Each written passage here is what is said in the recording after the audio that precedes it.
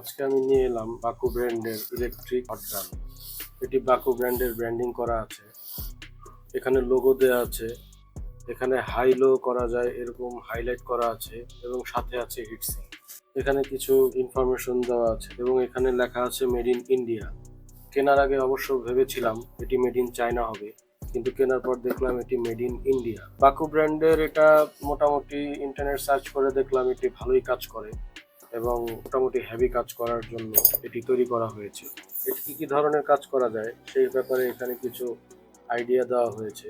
এখানে এটির কিছু ফাংশনালিটি দেওয়া আছে, যেমন এখানে অফ অন সুইচ, এদিক দিয়ে হট এয়ার ফ্লো হয়, এখানে হাই লো করা যায় এরকম একটা ইন্ডিকেটর সুইচকে হাইলাইট করা আছে এবং এখানে হাই লো করা যায়। এখান দিয়ে অবশ্যই এটা বাতাস ঢোকার জন্য ভেন্টিলেটর দেওয়া আছে, সেই ভেন্টিলেটরের মাধ্যমে বাতাসটা ইন হয় এবং এদিক দিয়ে আউট হয়। এই সাইডে তেমন কিছুই নাই, জাস্ট মেশিনটিকে দেখানো হয়েছে।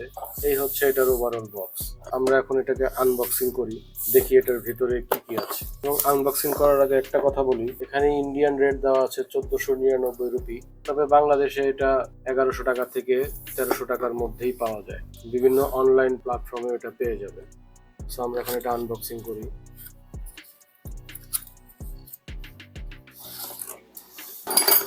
এই হচ্ছে মূলত এই মেশিনটি এবং সবুজ কালারটাই পেয়েছি।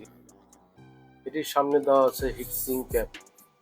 এই জিনিসটা প্রচন্ড গরম হয়, এর জন্য এখানে হিটসিং ক্যাপ দেওয়া আছে।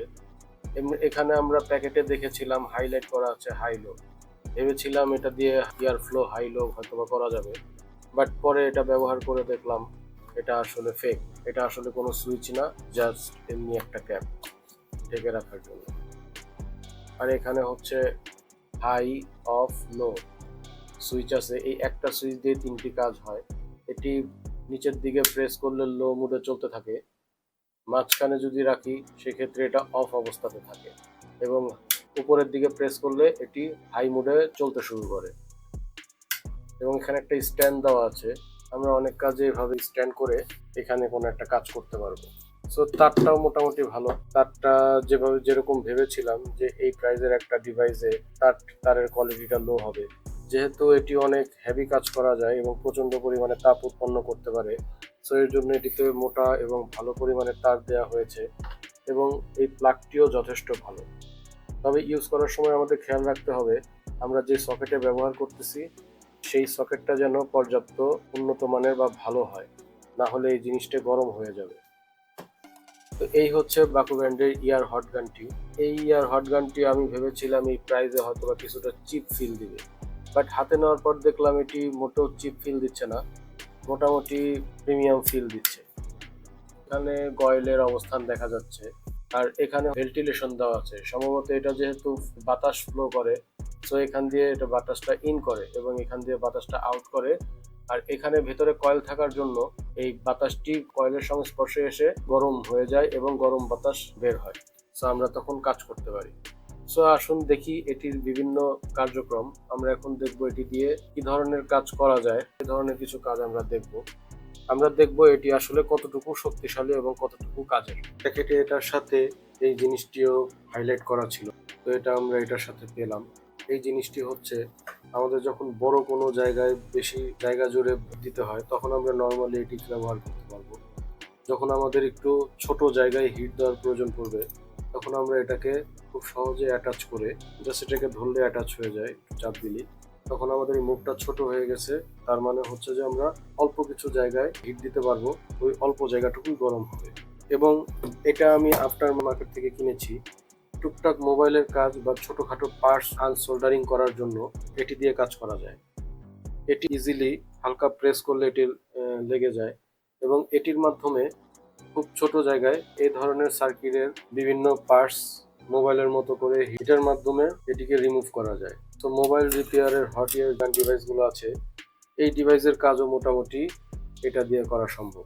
তো আমরা এটি টেস্ট করার জন্য প্রথমে একটি প্লাস্টিক নিলাম। এটি একটা সিমের প্লাস্টিক। এই প্লাস্টিকটি চাইলে আমরা হিট দিয়ে এটিকে বিভিন্ন শেপে আনতে পারবো। চলুন দেখি। এটিকে আমি লো মোডে সিলেক্ট করলাম, করতে দেখলেন এটি চালু হয়ে গিয়েছে। তো এটিকে যদি আমরা হিট দিই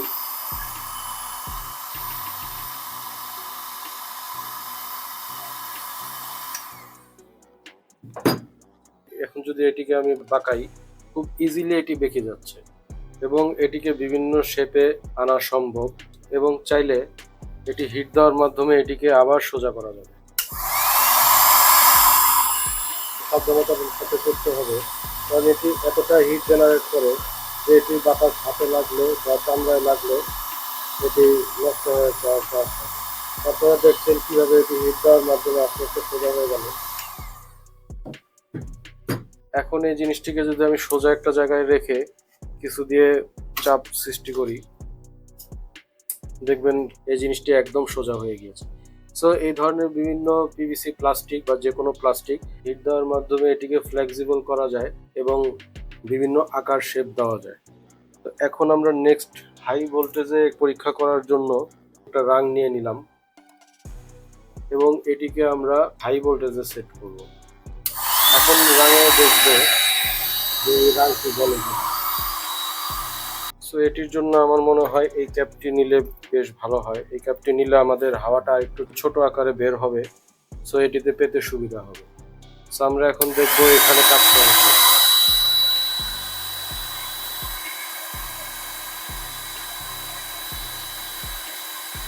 তো দেখতেই পাচ্ছেন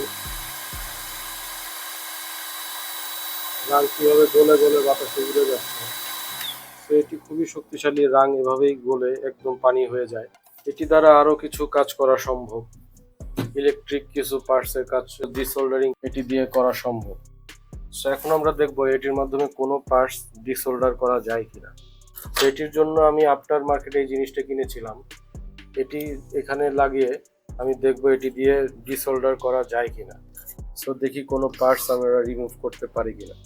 আমরা এখানে একটা ডায়োড আছে, দেখি ডায়োডটাকে আমরা রিমুভ করতে পারি কিনা। আমরা লো ভোল্টেজে রেখে এই কাজটি করছি।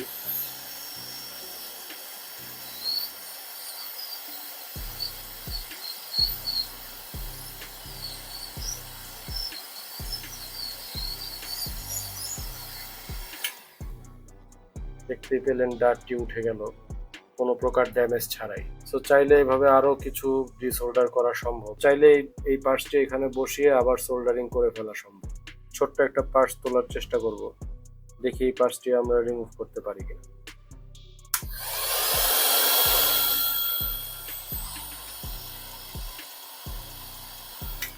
দেখলেন কতটা সহজে এই পার্টসটি উঠে গেল। এই হলো পার্টসগুলো। খুব সহজে এগুলো আমি সামান্য কিছুক্ষণের মধ্যেই ডিসোল্ডারিং করে ফেলেছি পার্টসগুলোকে অক্ষত অবস্থায় রেখে। এই পার্টসগুলো এখনো কার্যকরী, আবার চাইলে এই পার্টসগুলো ওখানে সোল্ডারিং করা যাবে এবং কাজ করবে। আপনারা দেখতেই পেলেন এটি হিট দেওয়ার সাথে সাথেই একদম লালচে হয়ে গেছে এবং আর কিছুক্ষণ হিট দিলে হয়তো এটিতে আগুন ধরে যেতে পারে।